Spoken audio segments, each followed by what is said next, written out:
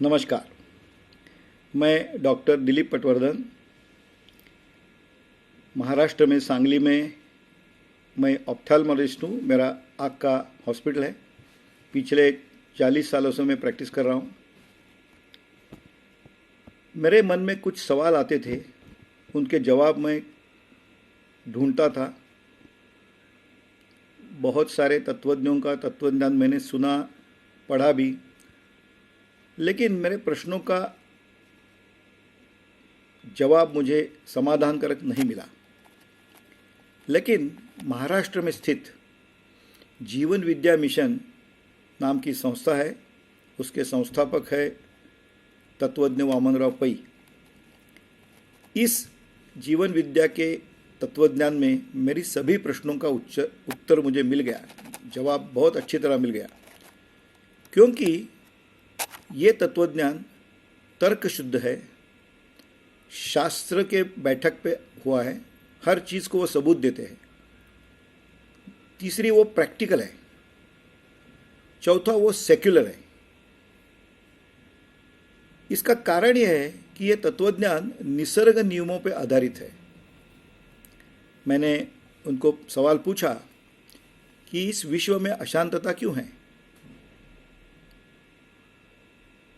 ये जीवन विद्या हर चीज़ के मूल कारण ढूंढने की कोशिश करती है, जिसे हम रूट कॉज एनालिसिस बोलते हैं।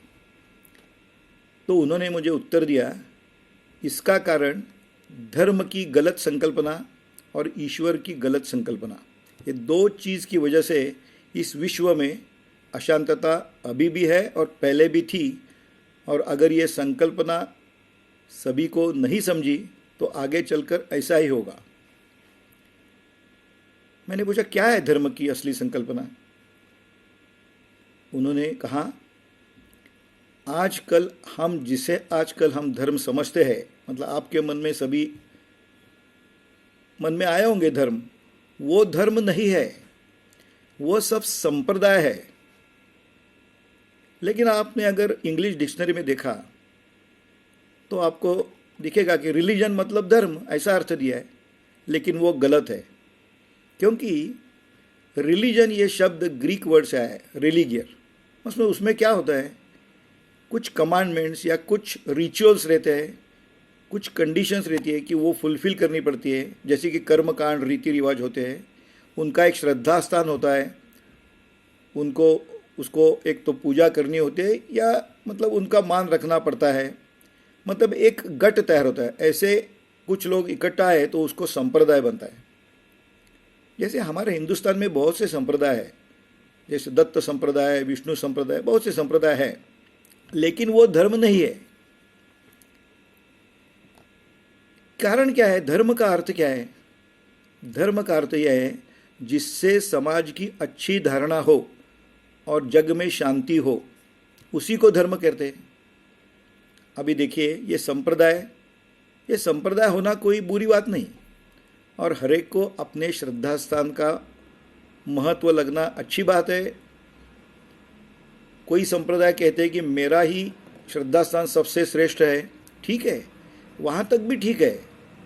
लेकिन दिक्कत कब आती है, जब कोई संप्रदाय कहता है कि मेरा श्रद्धा स्थान अगर आप नहीं मानते हैं तो आपको जीने का हक भी नहीं। इतने हीन स्तर पे जब जाता है तब दिक्कत आती है और विश्व में अशांतता फैलना चालू होता है, जो हो रहा था और अभी भी हो रहा है। यह सत्य स्थिति है। तो आपके मन में विचार आएगा, फिर धर्म है क्या। देखिए, सूरज सबके लिए एक ही है ना, पेड़ सबके लिए एक ही है, नदियाँ सबके लिए एक ही है, धर्म भी सबके लिए एक ही होना चाहिए, तभी शांतता होगी ना। तो ऐसा कोई धर्म है। जैसे मैंने बताया, जीवन विद्या निसर्ग नियमों पर चलती है।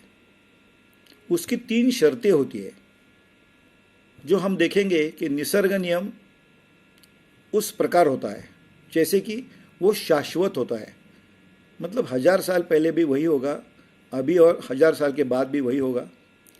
दूसरा, वो मतलब इटर्नल होता है। दूसरा, वो वैश्विक होता है, मतलब यूनिवर्सल होता है। इसका मतलब ये है कि अमेरिका भी वही होगा, जापान में वही, भारत में वही। यूनिवर्सल। तीसरी बात, वो सेक्युलर होता है। सभी संप्रदाय में निसर्ग नियम एक ही होता है। मैं एक उदाहरण देता हूँ। जैसे कि न्यूटन ने देखा एप्पल नीचे गिर रहा है, वो कोई भी देश में गया तो नीचे ही गिरेगा, मतलब यूनिवर्सल है। 1000 साल पहले भी नीचे ही गिरता था, मतलब इटर्नल है, और हर संप्रदाय में नीचे ही गिरता है। मतलब ऐसी जब जो शर्तें पूरी करेगी उसी को हम धर्म कहेंगे, जिससे समाज की धारणा अच्छी होगी। ऐसा धर्म है क्या? तो मुझे आश्चर्य लगा कि उसका उत्तर भगवत गीता में मिला। देखो, भगवत गीता किसी एक विशिष्ट संप्रदाय का ग्रंथ नहीं है, वो एक मैनेजमेंट बुक है। जैसे कि व्यवस्थापन शास्त्र का बिल्कुल उत्तम एक ग्रंथ है। उसमें प्रीचिंग नहीं है, उसमें कमांडमेंट्स नहीं है, उसमें ऐसा कहीं नहीं कहा गया, कुछ रिचुअल्स नहीं बताए गए कि ये करो फिर ठीक, ऐसा नहीं बताया। उसमें प्रश्नोत्तर है। अर्जुन जो हमारे जैसा एक, जिसे कुछ संभ्रम हो गया, उसके मन में आशंका आ गई, हमारे जैसा सामान्य पुरुष समझो, और भगवान कृष्ण जो विजडम का एक रूप, मतलब जिसको समझदार है और ज्ञानी बुद्धिमानी है, वो उसके उत्तर दे रहा है। मतलब ये प्रश्नोत्तर के रूप में है भगवत गीता, और इसका अनुवाद विश्व के सभी भाषा में हुआ है। जैसे चाणक्य नीति, राजनीति और अर्थनीति पूरे दुनिया में उसका उपयोग होता है, उसी प्रकार भगवत गीता का अनुवाद हर भाषा में हुआ है, क्योंकि उस भगवत गीता में वैयक्तिक और सामाजिक हर प्रश्न का उत्तर है। अब भगवत गीता ने 3 चीज़ें बहुत स्पष्ट कर दी। कौन सी वो चीज़? पहली चीज़, अब देखो, जब भगवान श्री कृष्ण भगवान है, उसके हाथ में सुदर्शन चक्र भी है, तो जिसे तर्क बुद्धि है उसके मन में विचार आना चाहिए था कि वो अगर भगवान है तो उसी ने उस कौरव सैन्य को क्यों नहीं मारा। आना चाहिए था ना सवाल। हम सवाल पूछना ही भूल गए। जीवन विद्या यही कहती है, आप मन में सवाल तैयार रखो, तभी आपकी ज्ञान लालसा पूरी होगी। इसलिए भगवत गीता ने यह स्पष्ट किया कि ईश्वर कुछ नहीं करता है। उसने बोल दिया, मैं शस्त्र हाथ में नहीं पकड़ूंगा, मैं युद्ध नहीं करूंगा, सिर्फ सलाह दूंगा। मराठी में उसे बोलते हैं, न धरी शस्त्र करी सांगेन गोष्ठी युक्तिचा चार। मतलब भगवान कुछ भी नहीं करता है, ये इससे प्रतीत होता है। ठीक। दूसरी बात, आप 18वां अध्याय देखोगे जिसमें 63वां श्लोक है। जब भगवान श्री कृष्ण अर्जुन को पूरी तरह समझाते हैं कि उसे क्यों युद्ध करना चाहिए, वो कैसे समझाते हैं? उसे कहते हैं कि ये जो कौरव के सैन्य है, कौरव के लोग हैं, अगर वो जीत गए, वो समझो 1 लाख है, वो जीत गए तो जो कोटि लोग जनता है उनको तकलीफ होगी। वो आपके भाई बंद है, गुरु है, फिर भी वो अधर्म का साथ दे रहे हैं। इसलिए एक तो उनकी अधर्मी वृत्ति नष्ट करो या उनको नष्ट करो, ये तुम्हारा कर्तव्य धर्म है। कौन सा धर्म बताया? कर्तव्य धर्म बताया। आप समझ रहे हैं? कर्तव्य धर्म बताया। और तीसरी बात भगवत गीता ने क्या स्पष्ट की? जैसे मैंने बोला कि 18वें अध्याय में 63वां श्लोक क्या है? जब कृष्ण ने सभी प्रकार के लॉजिक, तर्क अर्जुन को बताया कि उसने क्यों युद्ध करना चाहिए, लेकिन उसके बाद ऐसा नहीं कहा मैं बोल रहा हूं इसलिए तुम युद्ध करो, ऐसा नहीं बोला। भगवान श्री कृष्ण क्या बोले? मैंने सब कुछ तुझे कह दिया है, लेकिन आप खुद को बुद्धि है ना, फिर उसका उपयोग करो, और आपको अगर ठीक लगे तो ही युद्ध करो।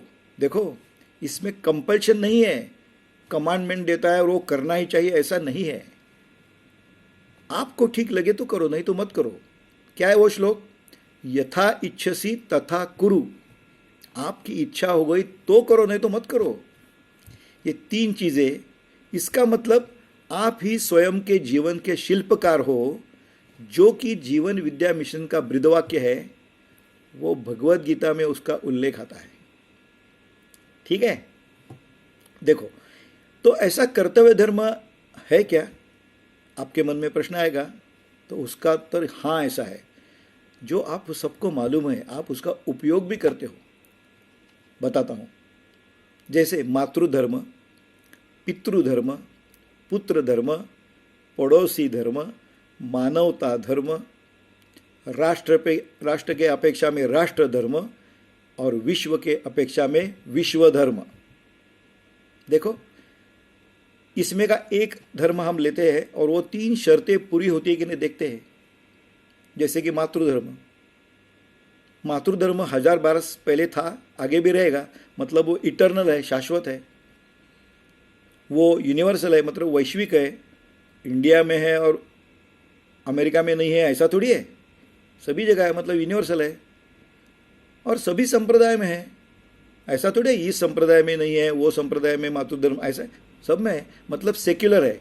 ये तीनों शर्तें जो कि निसर्ग नियम की शर्तें हैं, वो पूरी करती है सभी। देखो, जो मैंने बताया वो धर्म, कर्तव्य धर्म। अभी जैसे कि आप हमें मालूम है, अभी बीच में हमारे एरिया में बहुत बाढ़ आई थी, तब सब संप्रदाय के लोग इकट्ठा एक ही रूम में रहते थे और हर एक के कुछ प्रॉब्लम आ गया, दिक्कत आ गई तो मदद करते थे, मतलब पड़ोसी धर्म निभाते थे कि नहीं? निभाते थे। मानवता धर्म, मानव ने मानव के साथ कैसा व्यवहार करना चाहिए, ये मानवता धर्म है। राष्ट्र के अपेक्षा में राष्ट्र धर्म जरूरी है। जिस राष्ट्र के मिट्टी का उगाया हुआ अनाज हम खाते हैं, उसके लिए आपका कर्तव्य नहीं है? कर्तव्य बनता है ना। इसलिए राष्ट्र धर्म भी बहुत महत्वपूर्ण है। उसी प्रकार विश्व धर्म, आज दुनिया में इतने वृक्ष तोड़ होती है, इंडस्ट्रीज ने इतने पॉइजनस गैसेस निर्माण किए, जिसकी वजह से ओजोन लेयर कट हो गया और ग्लोबल वार्मिंग या ग्रीन हाउस इफेक्ट आ गया, जिसकी वजह से ग्लेशियर्स पिघलने लगे, समुद्र की स्तर बढ़ने लगा, उसकी बाफ होके जो क्लाउड्स बनते हैं उससे प्रेसिपिटस रेनिंग होने लगा। कहीं भी इतना बहुत बारिश होती है कि बाढ़ आता है और नुकसान होता है। ये होने लगा और ये आगे चलकर भी होगा, क्योंकि हमने विश्व धर्म का पालन नहीं किया। अगर हम विश्व धर्म का पालन करेंगे तो ये नौबत नहीं आती। इसलिए विश्व धर्म ऐसा है। दूसरी बात, ईश्वर के बारे में। ईश्वर कोप और कृपा करता है, ये गलत फहमी की वजह से ये हो गया। मैं आपको उदाहरण देता हूँ। कसाब आया था भारत में, आके उसने बहुत निरपराध लोगों की कत्ल की, खून कर दिया बंदूक से। एक विचार करो, वो जब जन्म लिया उसने, तब इतना बुरा था क्या? वो नहीं था। उसने स्टेटमेंट दिया है, जब वो जेल में था उसने स्टेटमेंट क्या दिया? मैं जब बचपन में छोटा था तब मुझे सिखाया गया कि अगर तुम इन काफिरों की हत्या कर दोगे तो तुझ पर अल्लाह मेहरबान होगा, मतलब कृपा होगी और तुझे जन्नत में जगह मिलेगी। ऐसा उसके मन के ऊपर कंडीशनिंग कर दिया गया था। मतलब ईश्वर को कृपा करता है, और कहाँ तो जन्नत है या नर्क है, सब काल्पनिक है। आप मुझे बताओ, किसी ने स्वर्ग जाने के बाद SMS भेजा है क्या? कोई फ़ोन किया है क्या? काल्पनिक है। तो विजडम किस में है, समझदारी किस में है? यही स्वर्ग बनाने में समझदारी है कि नहीं? यही जीवन विद्या कहती है। इसीलिए इस विश्व में अशांतता है।